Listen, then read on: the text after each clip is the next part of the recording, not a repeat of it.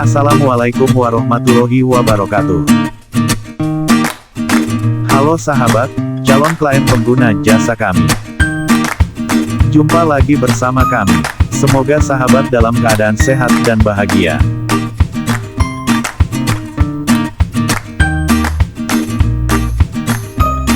Pada video kali ini, kami akan memberikan informasi mengenai pengaplikasian genting pada rangka baja ringan. Konstruksi rangka atap tersebut terdiri dari berbagai jenis kayu, baja atau baja ringan.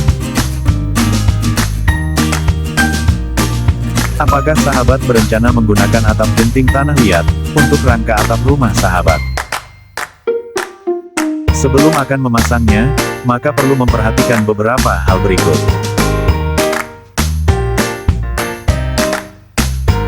Seperti biasa kami ingatkan kepada sahabat untuk berikan like, komentar positif serta subscribe, dan aktifkan juga ikon loncengnya untuk memperoleh notifikasi video terbaru yang menarik lainnya dari kami.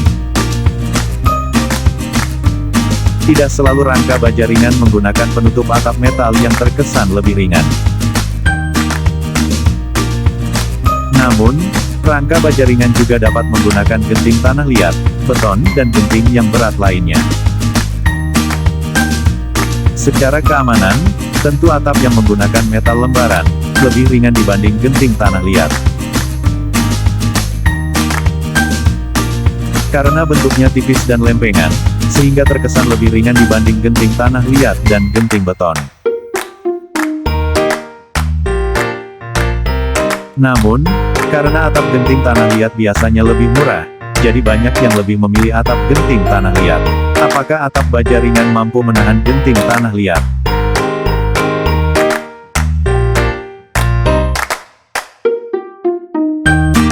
Memang perlu banyak pertimbangan sebelum mengaplikasikan genting tanah liat pada rangka atap baja ringan, agar tidak terjadi ambruknya bangunan akibat tidak kuat menahan beban penutup atap.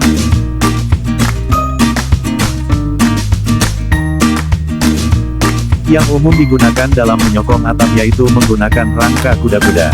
Karena rangka kuda-kuda mampu menjadi pengaku rangka atap, dan rangka ini sekaligus memberikan bentuk pada atap tersebut.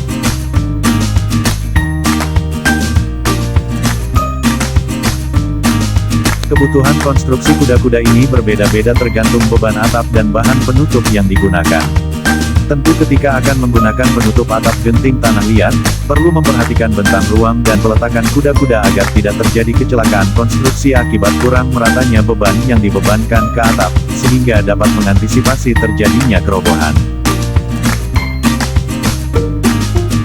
Karena kita harus memastikan susunan batang penopang ini harus saling mengikat, dan membentuk satu kesatuan yang kokoh sehingga sanggup bekerja sama untuk memikul beban yang mengenainya tanpa mengalami perubahan. Sebelumnya, kita perlu memperhatikan syarat-syarat dalam pembuatan atap rumah yang baik. Pastikan konstruksinya kuat dan mampu menahan beban atap itu sendiri dan beban lainnya seperti angin, hujan, dan lainnya. Pastikan rangka atap sudah kaku dan saling mengikat kuat, agar beban yang ditopang bisa disalurkan dengan seimbang. Bahan penutup atap menyesuaikan dengan fungsi bangunan dan menyesuaikan cuaca setempat, apakah cuacanya sering kali ekstrim atau sering terjadi badai, dan lain-lain. Tingkat kemiringan, menyesuaikan dengan bahan penutup atapnya.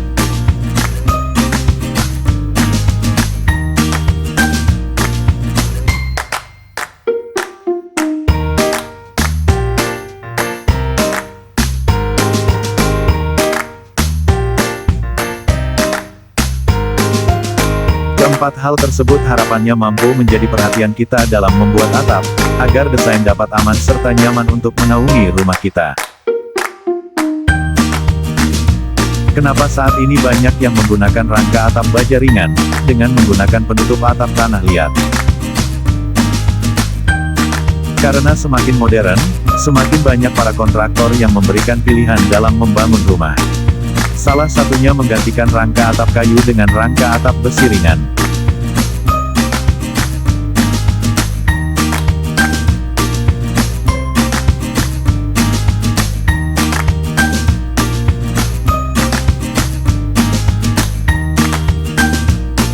Selain itu karena baja ringan memiliki kelebihan yaitu tidak membebani struktur di bawahnya, juga tahan terhadap jamur, serta pelapukan. Sehingga usia pakainya relatif lebih panjang dibandingkan rangka atap kayu. Namun, apakah atap baja ringan memiliki kekuatan yang baik untuk menahan genting yang berat? Padahal baja ringan tidak mengenal gording atau kasau dan langsung dirangkai dengan reng. Maka perlu menghindari hal berikut ini dalam pemasangan baja ringan.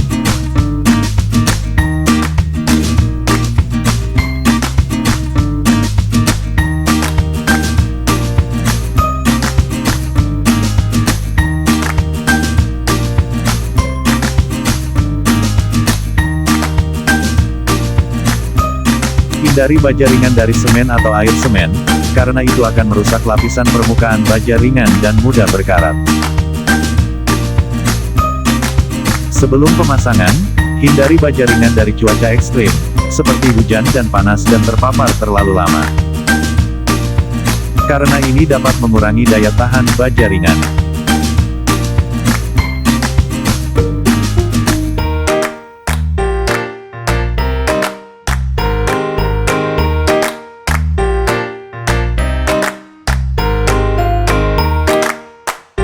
Baja ringan sangat sensitif terhadap zat kimiawi, sehingga mudah terkena karat apabila permukaannya terkena cairan asam. Hindari dari goresan benda tajam yang dapat menggores lapisan luarnya, karena pada baja akan menyebabkan baja langsung terkena oksigen. Proses oksidasi antara oksigen dan zat kimia baja ringan inilah yang bisa menimbulkan karatan. Pastikan menggunakan material dengan standar SNI, yaitu memiliki sertifikat SNI untuk mengurangi risiko ambruknya bangunan. Kalau masih bingung, sahabat dapat memilih merek apapun, namun pastikan pelapisnya sinium dan terdapat tanda sinium pada permukaannya.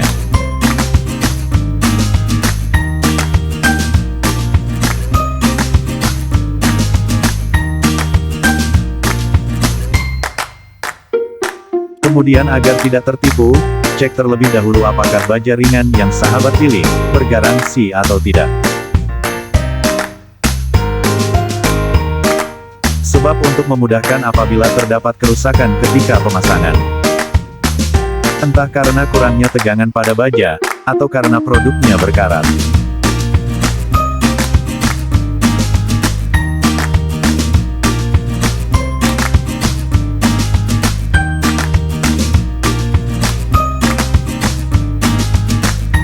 Mempunyai yield strength tinggi, yaitu tegangan minimum saat material kehilangan sifat elastisitasnya. Tegangan minimal dari baja ringan, supaya bisa dipasang dan menopang beban saat digunakan untuk rangka atap atau kanopi, 550 MPa atau biasanya tertulis G550. Jika untuk keperluan produk rumah tangga biasanya G300 dan G250, mudah dibentuk karena lebih lentur dan lunak.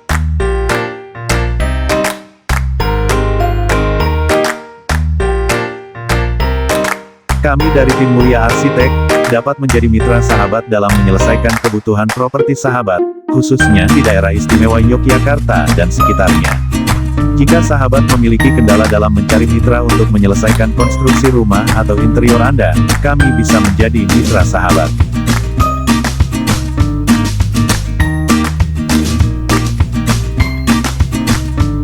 Untuk informasi selengkapnya, sahabat bisa mengunjungi website kami, yaitu di www.muliaarsitek.com, serta Instagram dan Facebook, Mulia Arsitek, atau menghubungi admin kami, di 0811264886. Jangan lupa untuk berikan like, komentar positif serta subscribe, dan aktifkan juga ikon loncengnya untuk memperoleh notifikasi video terbaru yang menarik lainnya dari kami. Assalamualaikum warahmatullahi wabarakatuh.